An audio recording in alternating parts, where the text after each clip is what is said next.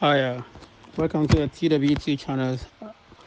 I just want to talk to people about some questions that people have been asking over and over, like how to get to buy land in Ghana and how to start building your house in Ghana and all those things. So I just want to talk to people about my experience in getting some of the lands that I have.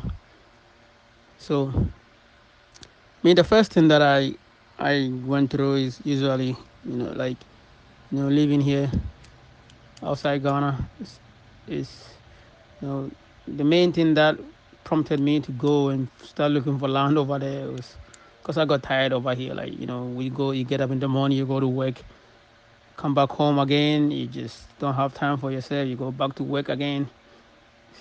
It's like a circle. Like there's really nothing going on around here most of the time. Like you make the money, you spend all the money here, and it's gone. So so I started talking with my sister about getting me some land over there in Kumasi to start farming.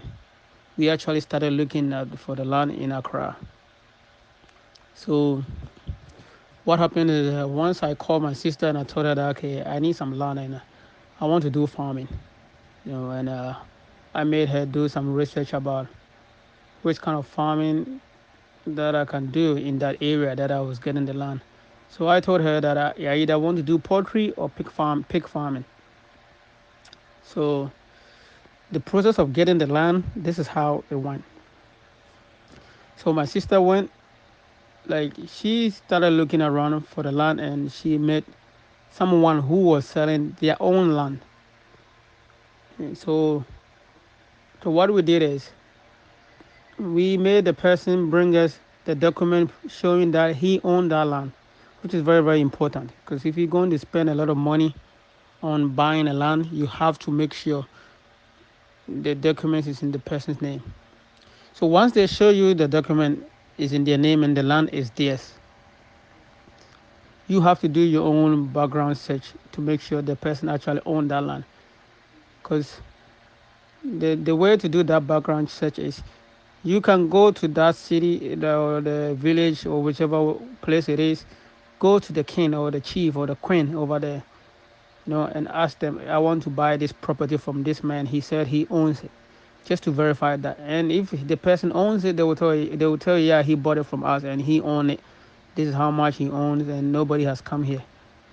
See, so now you verify from the king over there. We did that. We went to the chief over there, and he said that yeah, the person owns the property over there.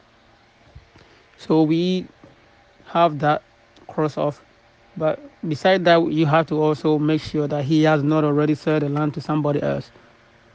So when we did that, we told him that we will buy the land. We have the money. We are very serious about it. But we have to go to the registration office to prove that nobody has already registered that land. So we had at that point we had not even given him any money. We just paid for the transportation to places that we need to go. So we took the land to the registrar's office, and but with all of these that I'm talking about, you have to be ready and have cash on hand to buy the land, because you cannot just waste somebody else's time when they are doing all of this and last minute you say that you don't want the land, you know, or you don't have the money. You're going to come back in a year, 2 years. No, you have to make sure you are ready to buy it. So what we did is once we went to the registrar's office, so the judge over there went through the records, make sure we have to pay it for that. Yeah, we pay for that, for them to go through records and records to make sure that nobody has bought the land from the man. So the first thing they did is they searched for the land to make sure that he owns it. And yes, he did own the land and he has not sold it to nobody. So what they did, since we were ready to buy the land, right then and then, we told him to give the registrar, the judge, the documents over there. So he gave the document to the judge. Then we paid him over there at the registrar's office, at the judge's office. So he handed the documents to the judge over there.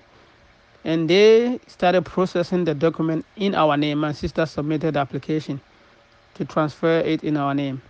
So the first thing first, what we did is we paid him half of the money over there at the registrar's office, and they started processing it, and we paid them to the money for them to process it. So once the documents was ready to be picked up in Kumasi, like they have an express, you can express those documents. So we did pay that extra money, and within about like a week, I think it took about a week or less, the documents was ready. Then once the document is ready, you have to take those documents to the guy that you bought the land from for him to sign it. So when we took it back and he signed it, then we gave him the rest of the money. Somebody will not agree to that, so you have to make sure who you are dealing with. Some people will prefer you give them all the money since they are transferring it in your name. But this man that I'm talking about, my sister knew him, and he trusted my sister. So yeah, so that was kind of uneasy, or I don't know how to call that. But let's say you are going to buy the land from a chief, not like somebody who already bought the land from the chief. So in this case, you have to go in a different way. You have to go and see the chief and ask them if they have a land somewhere. So once the chief says that yes, we have a land over here and we haven't sold it to nobody, even in those cases, you still have to do your own background search.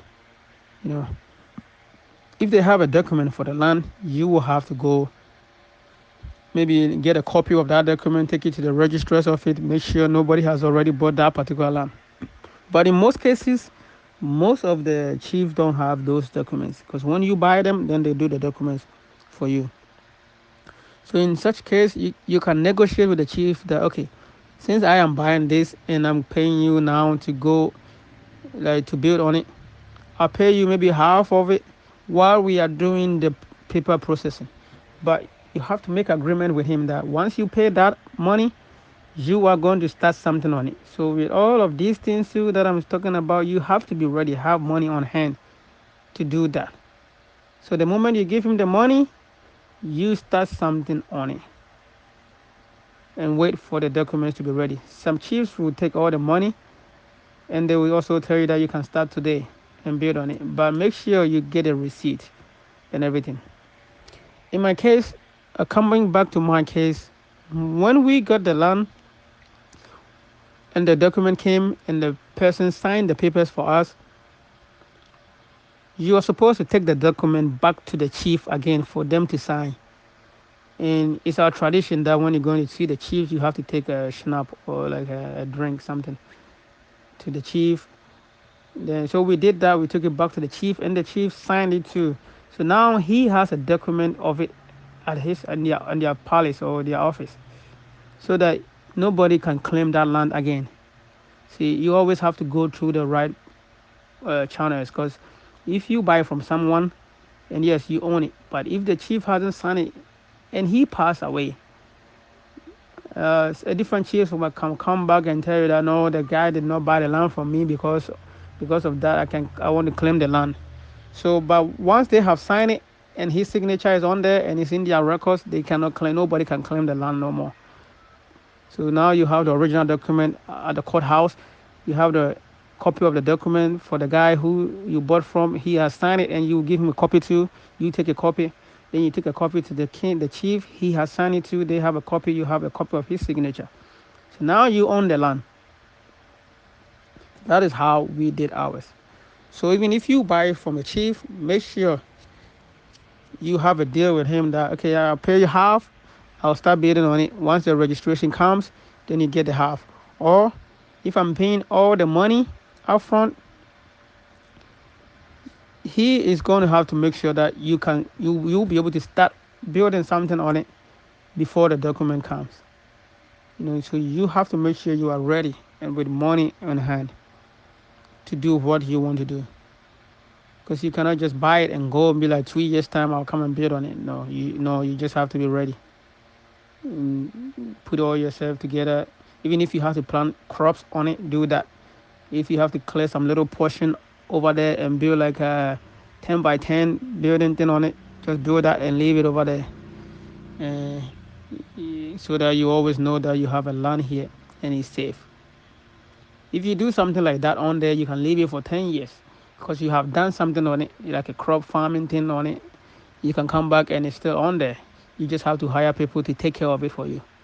But you cannot just buy it and just leave it and be like, oh, I paid for it, I left it, and I went away. Yeah. So next time I will talk about buying the land from like a real estate agent. Because we have that. We have a person that you're buying from, or you're buying from a chief, or you're buying from like a real estate agent, which I have done. I have done all three before. So I will tell you guys how to go through that channel too. And when you have to start building too, I will tell you guys how to start building your house, on like where to go and get a permit for the house and all those things in the process of getting it. Yeah, I have been there before. I've been through all of these before, so I know, because I have the house done and I have my farm, some of it done. I already have another farm coming out, and we have some office that we are building coming up. So I have gone through all this process, and I know exactly how it's done. So if anybody have a question that they want to ask me, just ask me, and I can explain to you how to get yours. Because most of the time people get discouraged that they're trying to buy the land and they don't know where to go and all those things. If you need the land, you can also contact me. I'll find somebody who will get you the land. I know people like, and they are very, very legitimate. They are not going to take your money and run away.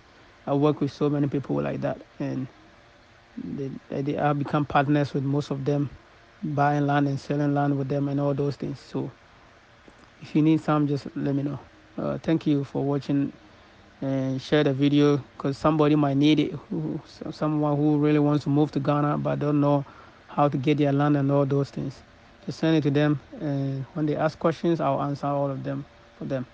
Because I've seen so many people getting frustrated about it. They really want to move there, but they don't know how to get there and all those things. All right, all right. Thank you.